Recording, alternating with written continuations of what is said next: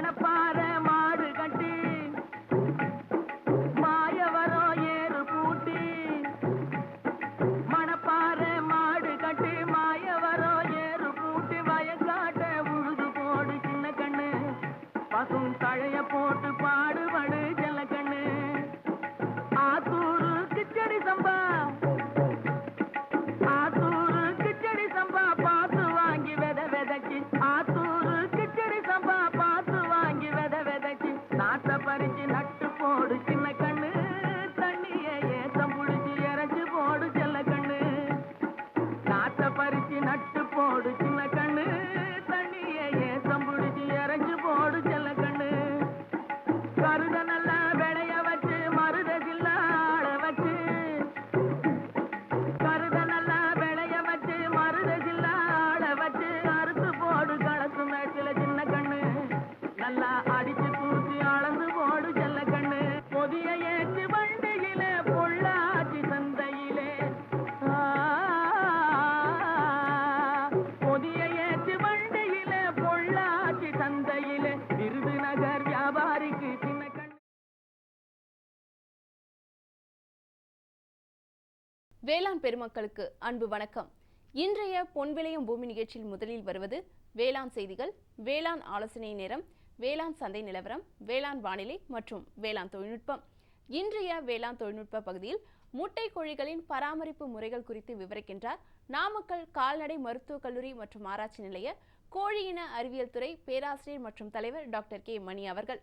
இனி தொடர்வது வேளாண் செய்திகள். வணக்கம். வேளாண் செய்திகள். முதலில் வருவது மாத்தி யோசிச்சிங்க. பரன்மேல் ஆடு வளர்ப்பு செய்து பயனடைந்து வரும் திருவாரூர் மாவட்டம் கல்லடிக்கொல்லை பகுதியைச் சேர்ந்த வேளாண்மையாளர் ஆர் நித்யானந்தன் அவர்கள் தரும் செய்திகள். வேளாண் ஆலோசனை நேரத்தில் அரசு தனியார் கூட்டுணைவு முறையில் பழச்செடிகள், காய்கறி விதைகள் மற்றும் அலங்கார செடிகள் உற்பத்தி மற்றும் விற்பனை குறித்து நாமக்கல் வேளாண் அறிவியல் நிலைய தோட்டக்கலைத்துறை உதவி பேராசிரியர் முனைவர் சி ஷர்மிளா பாரதி அவர்கள் தரும் தகவல்கள். இன்றைய வேளாண் சந்தையில் வேளாண் ஒழுங்குமுறை விற்பனை கூடங்களில் வேளாண் விளைபொருள்களின் விலை நிலவரம். விருதுநகர் மாவட்டம் ராஜபாளையம் உழவர் சந்தையில் காய்கறிகளின் இன்றைய விலை நிலவரம். கன்னியாகுமரி மாவட்டம் தோவாளை மலர் சந்தையில் வணிக மலர்களின் இன்றைய விலை நிலவரம். வேளாண் வானிலையில் வடகிழக்கு மண்டலத்திற்கான வானிலை அறிவிக்கை, உழவர் மற்றும் மீனவர்களுக்கான வானிலை முன்னறிவிப்பு. விரிவான செய்திகள். மாத்தி யோசிச்சிங்க. ஆடுகள் ஏழை எளியவர்களின் பசு என்று அழைக்கப்படுகிறது. வணிக அடிப்படையிலான ஆடு வளர்ப்பு தொழில் நாட்டின் பொருளாதாரத்தை மேம்படுத்துவதன் மூலம் நாட்டை வளப்படுத்துகிறது. பரன்மேல் ஆடு வளர்ப்பு செய்து பயனடைந்து வரும் திருவாரூர் மாவட்டம் கல்லடிக்கொல்லை பகுதியைச் சார்ந்த வேளாண்மையாளர் ஆர் நித்யானந்தன் அவர்களை சந்தித்தபோது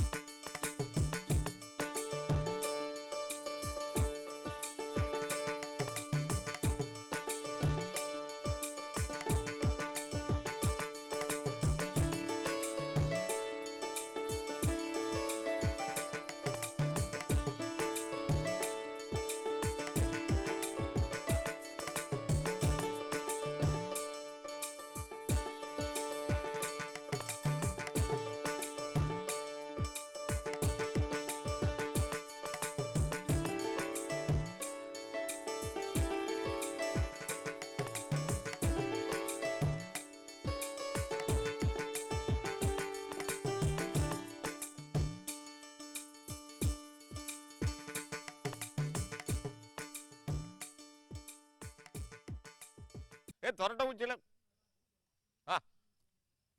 அது பத்தி விடப்பா. வெள்ளாம காட்டுல போய் மேய போகுது. முத்தே, அந்த பாரு, அந்த ஆடு அங்க பாரு பாரு. தள்ளி விடப்பா, அந்த பக்கம் போகட்டும். ஏன் ஆடு மேய்க்கிறானுங்களா? மேய்க்க தெரியாதவங்களாம் மேய்ச்சா அப்புறம் இப்படிதான் இருக்கும். என்ன இருக்கும்.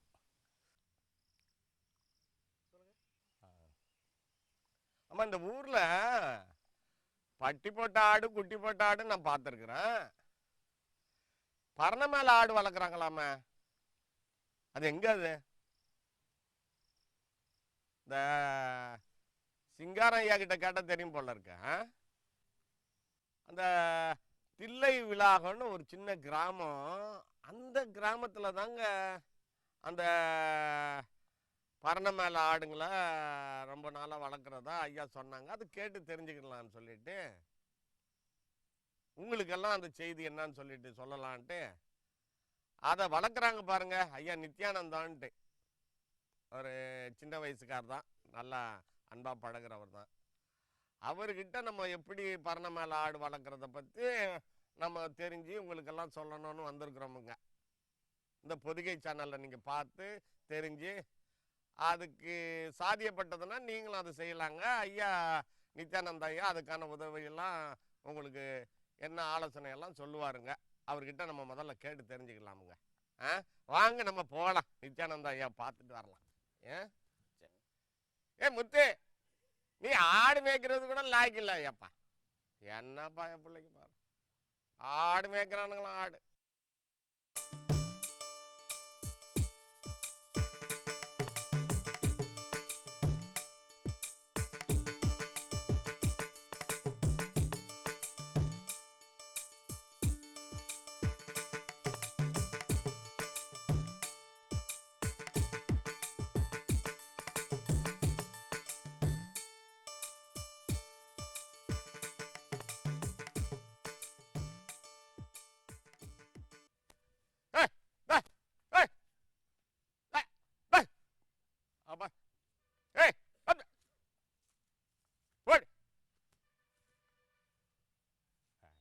ஆடு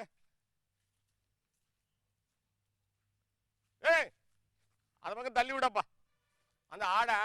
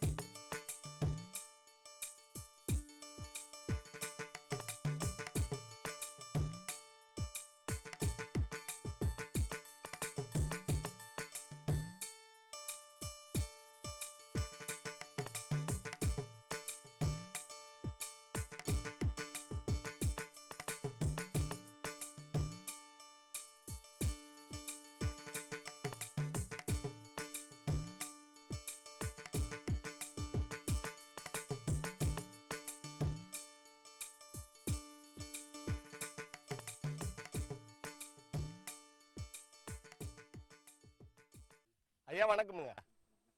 இங்க பரண மேல ஆடு வளர்க்குறாங்களா நித்யானந்தா ஐயா வீடு இதுதானுங்களா? ஆமாங்க, இதுதான் சார். கொஞ்சம் காட்டுங்க ஐயா.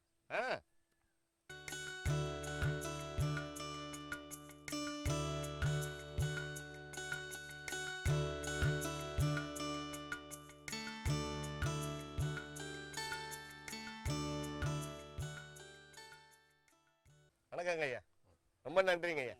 வணக்கமுங்க. வாங்க ஐயா, எங்க இருந்து வர்றீங்க? சென்னை பொதிகை தொலைக்காட்சியில இருந்து. சரியா. நீங்க பரண மேல ஆடு வளர்க்குறதா கேள்விப்பட்டங்க. சரியா. ஐயா சொன்னாருங்க. சரியா. அது பத்தி செய்திகளை நீங்க எப்படி வளர்க்குறீங்க, சரி, எவ்வளவு அனுபவம் ஜனங்களுக்கு கொஞ்சம் சொல்லுவீங்க. எங்க பொதிகை தொலைக்காட்சியில நாங்க உங்களுடைய பேட்டியெல்லாம் போடுவோங்க. சரிங்களா? சரி, அது நீங்க சில செய்திகளை சொல்லுங்க ஐயா. சரியா. நல்லா முடிஞ்சதை நான் அனுபவங்களை பகிர்ந்துக்கிறேன் உங்கள்கிட்ட. ரொம்ப நன்றிங்க. பார்க்கலாங்களா? வாங்க தரோம்.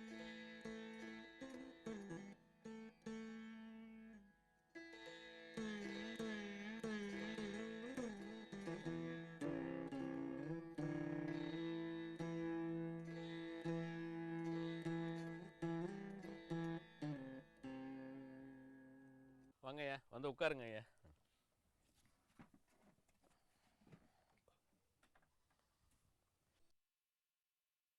நல்லா இருக்கிறீங்களா? நல்லா சிறப்பாக இருக்குங்க. நீங்க பரண மேல ஆடு வளர்க்குறதா கேள்விப்பட்டோம். சரியா. அப்புறம் எப்படி இந்த எண்ணம் உங்களுக்கு வந்ததுங்க? ஐயா, நான் சின்ன வயசுலேருந்து கொஞ்சம் ஆடு மாடுனா எனக்கு கொஞ்சம் ஆசைப்படுவேன். ஆடு மாடு வளர்க்குறது, கோழி வளர்க்குறது இதெல்லாம் பார்த்தாலே எனக்கு ரொம்ப பிடிக்கும். அதனால் நான் வெளிநாடு போயிட்டு வந்ததுக்கு பிறகு எனக்கு ஒரு ஆசை வந்துச்சு. சரி, வெளிநாடு எந்த நாடு போனீங்க? மலேசியா போயிட்டு வந்தேன். சரி. அங்கே ஒரு 10 வருஷம் வேலை பார்த்துட்டு வந்தேன். வந்ததோட எனக்கு விவசாயம் பண்ணணும்னு ஒரு ஆசை. ஏன்னா எங்கள் குடும்பமே எல்லாருமே அப்பா சித்தப்பா எல்லாருமே பூர்வமாக விவசாயம் பண்ணிக்கிட்டு இருக்கவங்க தான். அப்போ எனக்கும் விவசாயம் பண்ணணும் அப்படிங்கிற ஒரு ஆர்வம் வந்ததுக்கு பிறகு அது சம்மந்தப்பட்ட முதல்ல ஒரு தொழில் ரீதியாக ஏதாவது ஒன்று செய்யணும் அப்படிங்கிறத நான் ஆசைப்பட்டேன். அப்போ ஆடு வளர்க்குறதுங்கிறத நானும் கேள்விப்பட்டிருக்கேன். எல்லோரும் சாதாரணமாக வீட்டில் ஒரு 4 ஆடு வச்சுருப்பாங்க, வளர்ப்பாங்க. இந்த மாதிரி தான் நானும் கேள்விப்பட்டிருக்கேன். இப்போ எனக்கு நான் வெளியில் தகவல் எனக்கு இந்த சில புத்தகங்கள் இதில் படித்தப்போ பறன் மேல் ஆடு வளர்த்தா அதை தொழில் ரீதியாகவும் இதை செய்யலாம் அப்படிங்கிறது எனக்கு ஒரு தகவல் கிடச்சிச்சு. அப்போ இது சம்மந்தமான சில தகவல்கள் எல்லாம் திரட்டிட்டு எங்கள் சித்தப்பா வைத்தியநாதன் அவர்கள் முன்னாடியே அதில் ஆடு வளர்ப்பில் இதிலெல்லாம் கொஞ்சம் அனுபவமாக இருந்தாங்க. அவங்கள்ட்டையும் சில தகவல்கள் எல்லாம் கேட்டு தெரிஞ்சுக்கிட்டு தான் இந்த பண்ணையை ஆரம்பிப்போம் அப்படின்னேன். அப்போ அதுக்கு என்ன வழி அப்படின்னு தேடுறப்ப பறன் மேல் ஆடு வளர்ப்பு அப்படிங்கிறது கச்சிதமாக இருக்கும் அப்படிங்கிறத நான் முடிவு பண்ணிக்கிட்டு இந்த பறன் மேல் ஆடு வளர்ப்பு செய்யணும் அப்படிங்கிற முடிவு பண்ணேன். அப்போ பறன் மேல் ஆடு வளர்க்கணுன்னாக்க முதல்ல புல்லை வளர்க்கணும் ஆட்டுக்கு. ஏன்னா முதல்ல ஆட்டுக்கு தீவனம் தான் முதல்ல முக்கியம் அப்படிங்கிறதுனால இந்த இடத்துல ஒரு 2 ஏக்கருக்கு கோப்போர்னு ஒரு புல் ரகத்தை நான் நட்டேன். அப்போ அது ஒரு பக்கம் வளர்ந்துக்கிட்டு இருந்துச்சு. அப்போ அதுக்கிடையில் இந்த ஷெட்டு ஒன்று போட்டேன். நான் எத்தனை ஆடு வளர்க்க போகிறேன், என்ன ஆடு வளர்க்க போகிறேங்கிறத நான் முடிவு பண்ணிக்கிட்டேன். அப்போ நான் முடிவு பண்ணது இந்த பகுதியில் உள்ள நாட்டாடுங்களெல்லாம் தேர்ந்தெடுத்து தலைச்சேரி ரகத்தில் தலைச்சேரின்னு ஒரு ரகம் இருக்குது. அதில் ஒரு கிடாயை மட்டும் தேர்ந்தெடுத்துட்டு பெட்டை ஆடுகள் பூரா இந்த பகுதியில் உள்ள ஆடுங்களாகவே தேர்ந்தெடுத்து அதுக்கு நான் 100 ஆடு வளர்க்கணும்னு முதல்ல முடிவு பண்ணேன். அதுக்குள்ளே செட்டு ஒரு 1600 சதுரத்தில் 1200 சதுரத்தில் ஒரு கொட்டகை அமைக்கணும் அப்படின்னு முடிவு பண்ணிட்டு கீத்து கொட்டகையிலே இந்த கொட்டகை அமைச்சிருக்கேங்க. பறன்லாம் இந்த மாதிரி ரீப்பர்லேயே அமைச்சிருக்கேங்க. இப்போ அதுக்கு பிறகு ஆடுங்களை நல்ல ஆடுங்களாக தேர்ந்தெடுத்து ஒரு 40 ஆடுங்கள்லேருந்து தான் முதல்ல ஆரம்பித்தேங்க. ஆரம்பித்து ஒரு கிடா ஒன்று வச்சுக்கிட்டு ஆட்டு வளர்ப்பு தொழிலை ஆரம்பித்தேன். இப்போ இதாங்க இதோட அமைப்பு. இப்போது முதல்ல ஒரு கிடா மேச்சேரி ரகம்னு வச்சுங்க. தலைச்சேரி தலைச்சேரி ஆடுன்னு ஒரு ரகம். சரியா. ஆடுல பார்த்தீங்கன்னா ஏகப்பட்ட ரகம் இருக்குதுங்க தமிழ்நாட்டில். ஆமாம். இது மேச்சேரி, தலைச்சேரி, அப்புறம் திருச்சி கருப்பு, அது இதுன்னு ஏகப்பட்ட ரகம் இருக்குது. சரியா. இப்போ அந்த தலைச்சேரி ஆடுங்களா? ஆமாய்யா. அந்த தலைச்சேரி ஆடு நீங்கள் தேர்ந்தெடுக்க காரணம் என்னங்க? தலைச்சேரி ரகங்கிறது மேலும் விவரங்கள் பெற வேளாண்மையாளர் ஆர் நித்யானந்தன் அவர்களை 09789221343 என்ற கைபேசி எண்ணில் தொடர்பு கொள்ளவும். இனி தொடர்வது வேளாண் ஆலோசனை நேரம். இன்றைய வேளாண் ஆலோசனை நேரத்தில் அரசு தனியார் கூட்டுணைவு முறையில் பழச்செடிகள், காய்கறி விதைகள் மற்றும் அலங்கார செடிகள் உற்பத்தி மற்றும் விற்பனை குறித்து விவரிக்கிறார் நாமக்கல் வேளாண் அறிவியல் நிலைய தோட்டக்கலைத்துறை உதவி பேராசிரியர் முனைவர் சி ஷர்மிளா பாரதி அவர்கள். எங்களோட வேளாண் அறிவியல் நிலையத்தில் இந்த அரசு தனியார் கூட்டுணைவு முறையில் பழச்செடிகள், அலங்கார செடிகள், காய்கறி விதைகள் இதெல்லாம் உற்பத்தி பண்ணி விற்பனை பண்ணிகிட்ருக்கோம். இது கடந்த 2011ஆம் ஆண்டிலிருந்து நடைமுறைப்படுத்திகிட்ருக்கோம். இந்த திட்டத்தோட முக்கிய நோக்கம் என்னென்னா, கிராமப்புறங்களில் வாழக்கூடிய விவசாயிகளுக்கு தங்களால் உற்பத்தி செய்யக்கூடிய அந்த விதைகள், நாற்றுகள் இதுக்கெல்லாம் விற்பனை வாய்ப்பு ரொம்ப கம்மியாக இருக்குது. ஏன்னா விவசாயிகள் போயிட்டு அந்த கிராமங்களில் வாங்கிறது அவங்களுக்கு கஷ்டமாகவும் இருக்குது. அது பற்றிய விளம்பரங்களும் இல்லை. எங்களோட வேளாண் அறிவியல் நிலையத்தில் மாதத்திற்கு சுமார் 1000 விவசாயிகள் வருகின்ற காரணத்தினால நாமக்கல் சுற்றியுள்ள கிராமப்புற விவசாயிகள், முக்கியமாக சுயதொழில் தொடங்கக்கூடிய ஆர்வமுள்ள விவசாயிகள் எங்கள் வேளாண் அறிவியல் நிலையத்தை தொடர்பு கொள்ளும் பொழுது அவங்களுக்கு தொழில் முனைவோர் அடிப்படையில் சில தொழில்களை நாங்கள் பயிற்சியாக கொடுத்தோம். அதில் ஒன்று தான் இந்த நாற்றங்கால் உற்பத்தி. முக்கியமாக தோட்டக்கலை பயிர்களில் பழச்செடிகள் உற்பத்தி, அப்புறம் காய்கறி விதைகள், அலங்கார செடிகள் இதை முறையாக ஆரம்பித்தோம். இதில் ஒரு 12 விவசாயிகள் எங்கள்கிட்ட பயிற்சி எடுத்துக்கிட்டு அவங்க நாற்றுகளை உற்பத்தி பண்ண ஆரம்பிச்சுட்டு அவங்க படிப்படியாக அரசாங்கத்திலேருந்து பதிவு பெற்று அந்த நாற்றங்காலை தொடங்க ஆரம்பித்தாங்க. இதில் மூலமாக அவங்களுக்கு என்ன பெனிஃபிட் கிடைக்கிதுன்னா, என்ன வந்து பெனிஃபிட்னு பார்க்கும் பொழுது, இந்த விவசாயிகள் தாங்கள் உற்பத்தி பண்ணக்கூடிய நாற்றுகளை எங்கள் வேளாண் அறிவியல் திட்டத்துக்கு கொடுக்கும் பொழுது அவங்க 85% வந்து உற்பத்தி செலவுக்கான விலை வந்து அவங்களுக்கு கிடைக்குது. அது மட்டும் இல்லாமல் வேளாண் அறிவியல் நிலையத்திற்கு என்ன அதில் பெனிஃபிட்னா 15% வந்து ஷேர். அந்த அடிப்படையில் நாங்கள் இந்த நாற்றுகளை உற்பத்தி பண்ணி விற்பனை பண்ணிகிட்ருக்கோம். அவங்க கொடுக்கக்கூடிய நாற்றுகளை நாங்கள் நிழல்வலை குடலின் கீழே வச்சுருந்து பாதுகாப்பாக பூச்சி நோய் தாக்குதல் இல்லாமல் ஒரு அதுக்குன்னே தனி ஒரு அலுவலர் போட்டு இதில் பாதுகாப்பாக விற்பனை பண்ணி எல்லா விவசாயிகளுக்கும் கொடுத்துட்ருக்கோம். இப்போ 2011 பார்க்கும்பொழுது பழச்செடிகள் மட்டுமே, முக்கியமாக மாஞ்செடிகளில் இங்கே ஒரு 7 ரகம் வந்து நாங்கள் உற்பத்தி பண்ணி கொடுத்துட்ருக்கோம். அதுபோல் சப்போட்டா, நெல்லி, கொய்யா, மாதுளை, எலுமிச்சை, புளியன்கன்று, இந்த மாதிரி வந்து எல்லா விதமான நாற்றுகளும் வந்து விவசாயிகள் அவங்களுக்கு என்ன தேவையோ அதை எங்கள்கிட்ட முன்னாடி புக் பண்ணிட்டாங்கன்னா அதை நாங்கள் உற்பத்தி பண்ணி கொடுக்குற நிலைமையில் இப்போ இருக்கிறோம். இது மட்டும் இல்லாமல் தற்பொழுது நாமக்கல் மாவட்டத்தில் வீரிய ஒட்டுரக காய்கறி நாற்றுகள் வந்து பரவலாக வந்து சாகுபடி பண்ணிகிட்ருக்காங்க. அந்த நாற்றுகளும் விவசாயிகளுக்கு நாங்கள் புக் பண்ணி அவங்களே உற்பத்தி பண்ணி கொடுக்குறோம். நம்ம வேளாண் அறிவியல் நிலையத்துலேயும் கொடுக்குறோம். இது போல் கிட்டத்தட்ட ஒரு 25 to 30 லட்சம் நாற்றுகள் வீரிய ஒட்டுரக காய்கறி நாற்றுகள் உற்பத்தி பண்ணி நாமக்கல் மாவட்டம் பரவலாக கொடுத்துட்டு வர்றோம். பழச்செடிகளை பார்க்கும் பொழுது 10,20,000 நாற்றுகள் வந்து இது வரைக்குமே விற்பனை ஆயிட்டுருக்கு. காய்கறி விதைகள்னு பார்க்கும்போது எல்லா காய்கறி விதைகளும், முக்கியமாக கொடி காய்கறிகள்லேருந்து தக்காளி, மிளகாய், கத்தரி, கீரை வகைகள், அனைத்து வகையான காய்கறி ரகங்களும் வந்து இங்கே கிடைக்குது. முக்கியமாக ரகங்கள் தான் நாங்கள் உற்பத்தி பண்ணி விற்பனை பண்ணிகிட்ருக்கோம். மேலும் விவரங்கள் பெற முனைவர் சி. ஷர்மிளா பாரதி அவர்களை 09442420149 என்ற கைபேசி எண்ணில் தொடர்பு கொள்ளவும். விளம்பர இடைவேளைக்கு பிறகு வேளாண் செய்திகள் தொடரும். சரிங்க சரிங்க.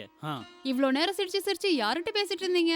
விவசாயிகள் கால் சென்டர் நிபுணர்கிட்ட பயிர்கள் பத்தின யோசனை கேட்டுட்டு இருந்தேன். காலையில சரி, மதியானம் கூடவா? விவசாயிகள் கால் சென்டர் காலையில 6 மணில இருந்து ராத்திரி 10 மணி வரை திறந்திருக்கும். ஞாயிற்றுக்கிழமை கூடவா? ஆமா, வருஷத்துல 365 நாளும் திறந்திருக்கும். விவசாயம் சம்பந்தப்பட்ட பிரச்சனைகளுக்கு தங்கள் மொழியில் உடனே தீர்வு பெற இந்தியாவில் எங்கிருந்தும் எந்த போன் மூலமும் தேசிய ஹெல்ப்லைன் நம்பர் 1800-180-1551 தொடர்பு கொள்ளவும். இனி வருவது வேளாண் சந்தை. இன்றைய வேளாண் சந்தையில் தமிழ்நாடு ஒழுங்குமுறை விற்பனை கூடங்களில் வேளாண் விளைபொருள்களின் விலை நிலவரம். கம்பு உயர்தரம் கோவில்பட்டியில் குறைந்தபட்ச விலையாக 1450 ரூபாய்க்கும் அதிகபட்ச விலையாக 1500 ரூபாய்க்கும், மக்காச்சோளம் சிவப்பு உயர்தரம் சங்கரன் கோவிலில் குறைந்தபட்ச விலையாக 1400 ரூபாய்க்கும் அதிகபட்ச விலையாக 1600 ரூபாய்க்கும், காய்ந்த மிளகாய் சிவப்பு கமுதியில் குறைந்தபட்ச விலையாக 8700 ரூபாய்க்கும் அதிகபட்ச விலையாக 10,200 ரூபாய்க்கும், விருதுநகரில் குறைந்தபட்ச விலையாக 8700 ரூபாய்க்கும் அதிகபட்ச விலையாக 10,300 ரூபாய்க்கும் விற்பனை செய்யப்பட்டது. விருதுநகர் மாவட்டம் ராஜபாளையம் உழவர் சந்தையில் காய்கறிகளின் இன்றைய விலை நிலவரம். கத்தரிக்காய் 1 கிலோ 54 ரூபாய்க்கும், வெண்டைக்காய் 1 கிலோ 15 ரூபாய்க்கும், அவரைக்காய் 1 கிலோ 24 ரூபாய்க்கும், புடலங்காய் 1 கிலோ 20 ரூபாய்க்கும், சின்ன வெங்காயம் 1 கிலோ 22 ரூபாய்க்கும், பெரிய வெங்காயம் 1 கிலோ 16 ரூபாய்க்கும், பச்சை மிளகாய் 1 கிலோ 30 ரூபாய்க்கும், தக்காளி 1 கிலோ 10 ரூபாய்க்கும், இஞ்சி 1 கிலோ 50 ரூபாய்க்கும், தேங்காய் காய் ஒன்று 12 ரூபாய்க்கும், கீரைகள் கட்டு ஒன்று 16 ரூபாய்க்கும், கருவேப்பிலை 1 கிலோ 30 ரூபாய்க்கும், கொத்தமல்லி கட்டு ஒன்று 30 ரூபாய்க்கும், புதினா கட்டு ஒன்று 20 ரூபாய்க்கும் விற்பனை செய்யப்பட்டது. கன்னியாகுமரி மாவட்டம் தோவாளை மலர் சந்தையில் வணிக மலர்களின் இன்றைய விலை நிலவரம். கத்தரி ரோஸ் 20 பூக்கள் கொண்ட பாக்கெட் விலை 20 ரூபாய்க்கும், மல்லிகை 1 கிலோ 600 ரூபாய்க்கும், முல்லை 1 கிலோ 500 ரூபாய்க்கும், கனகாம்பரம் 1 கிலோ 400 ரூபாய்க்கும், சம்மங்கி 1 கிலோ 100 ரூபாய்க்கும், அரளி 1 கிலோ 120 ரூபாய்க்கும், சாமந்தி 1 கிலோ 100 ரூபாய்க்கும், காக்கடா 1 கிலோ 300 ரூபாய்க்கும், கோழிக்கொண்டை 1 கிலோ 40 ரூபாய்க்கும் விற்பனை செய்யப்பட்டது. இனி வருவது வேளாண் வானிலை.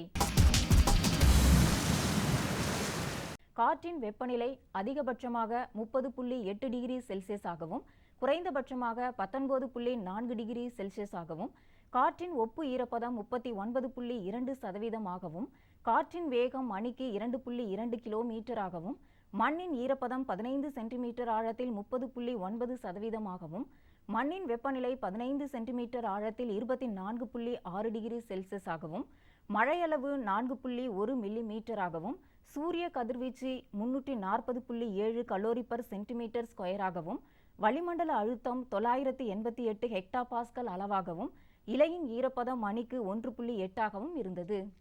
வானிலை முன்னறிவிப்பு. உழவர்களுக்கான வானிலை முன்னறிவிப்பு. தமிழகம் மற்றும் புதுச்சேரியில் ஒரு சில இடங்களில் மழையோ அல்லது இடியுடன் கூடிய மழையோ பெய்யக்கூடும்.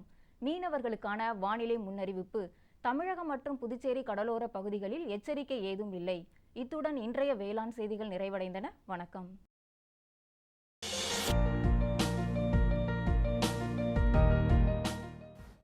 வேம்பு கலந்த யூரியா. சிறந்த உற்பத்திக்காக வேம்பு கலந்த யூரியா நம் நாட்டிலேயே 70 லட்சம் டன்னாக அதிகரிக்க 6 ஆலைகள் சீரமைக்கப்படுகின்றன. FCIL-இன் கோரக்பூர், சித்ரி, தல்சர் மற்றும் ராமகுண்டம் ஆலைகள், HFCL-இன் பரௌனி மற்றும் BVFCL-இன் நாமருல் போர்ட் ஆகியன. பழம் நழுவி பாலில் விழுந்தது போல இப்பொழுது நம் நாட்டிலேயே வேம்பு கலந்த யூரியா உற்பத்தி செய்யப்படும். இதனால் விவசாயிகளுக்கு நன்மையே விளையும். 10% வரை தானிய உற்பத்தி அதிகரிக்கும். மண்ணில் 10 to 15% நைட்ரஜன் திறன் அதிகரிக்கும். சிறந்த உற்பத்திக்கு வேம்பு கலந்த யூரியா.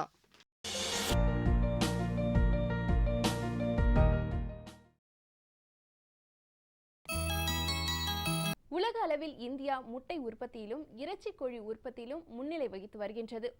முட்டை கோழிகளின் பராமரிப்பு முறைகள் குறித்து விவரிக்கின்றார் நாமக்கல் கால்நடை மருத்துவக் கல்லூரி மற்றும் ஆராய்ச்சி நிலைய கோழியின அறிவியல் துறை பேராசிரியர் மற்றும் தலைவர் டாக்டர் கே மணி அவர்கள்.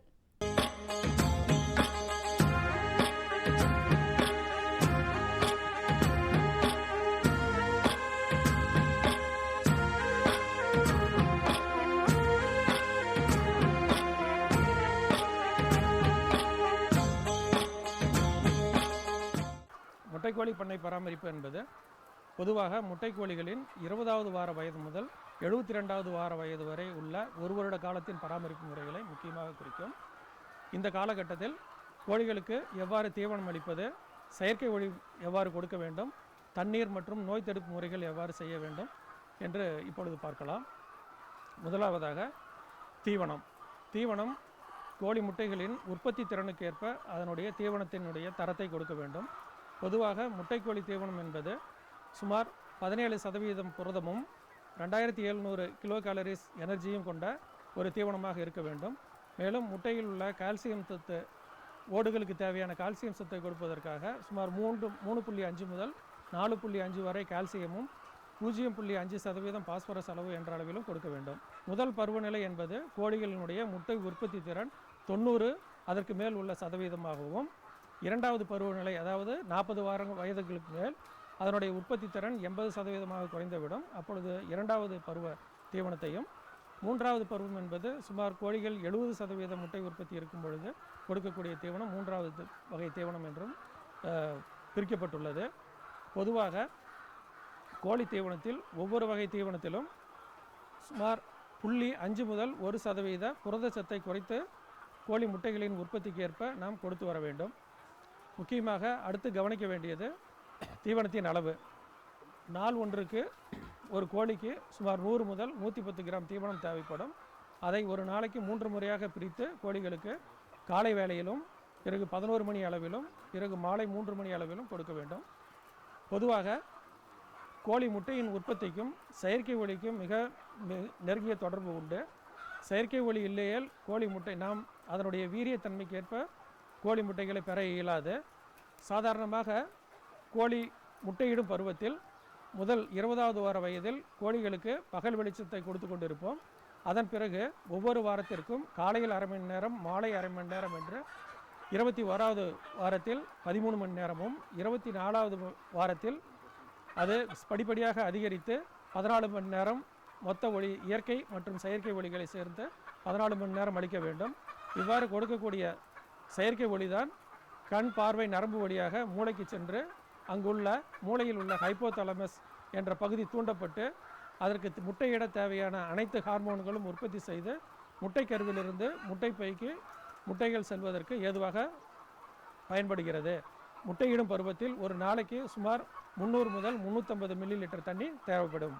அதற்கான தண்ணீர் சுத்தமாகவும் சுகாதாரமாகவும் இருக்க வேண்டும். அவ்வாறு கொடுக்கக்கூடிய தண்ணீர் சாதாரணமாக கிருமி நாசினி பயன்படுத்துவதில் ப்ளீச்சிங் பவுடர் மிக முக்கிய பங்கு வகிக்கிறது.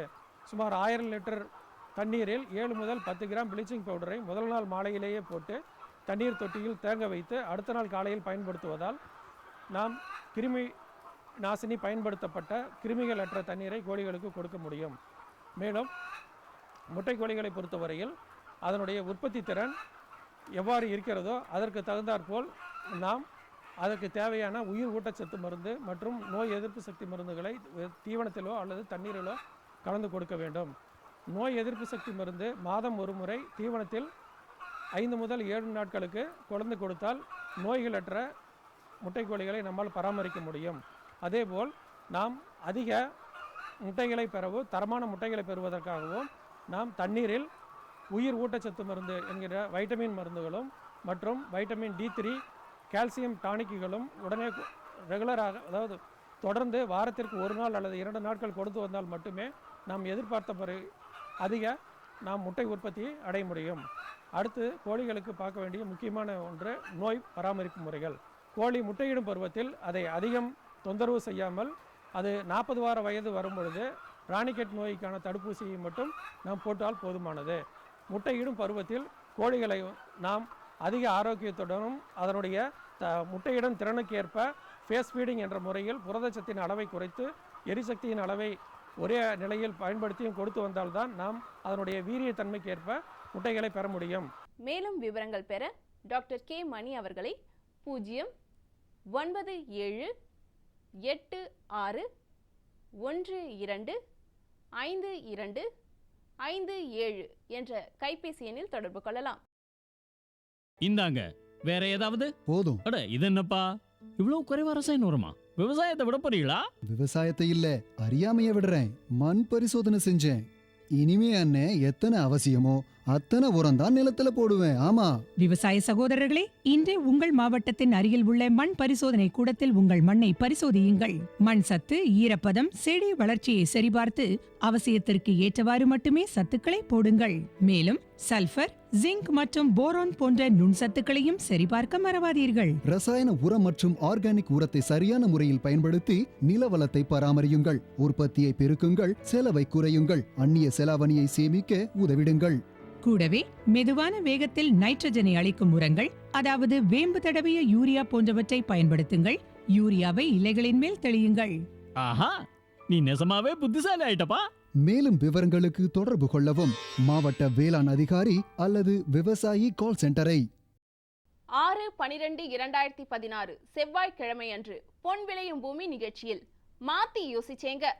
பரன்மேல் ஆடு வளர்ப்பு செய்து பயனடைந்து வரும் திருவாரூர் மாவட்டம் கல்லடி கொல்லை பகுதியை சேர்ந்த வேளாண்மையாளர் ஆர் நித்யானந்தன் அவர்கள் தரும் செய்திகள். வேளாண் ஆலோசனை நேரத்தில் தென்னை நாற்றங்கால் உற்பத்தி மற்றும் மேலாண்மை குறித்து நாமக்கல் வேளாண் அறிவியல் நிலைய பண்ணை மேலாளர் எம் டெய்சி அவர்கள் தரும் தகவல்கள்.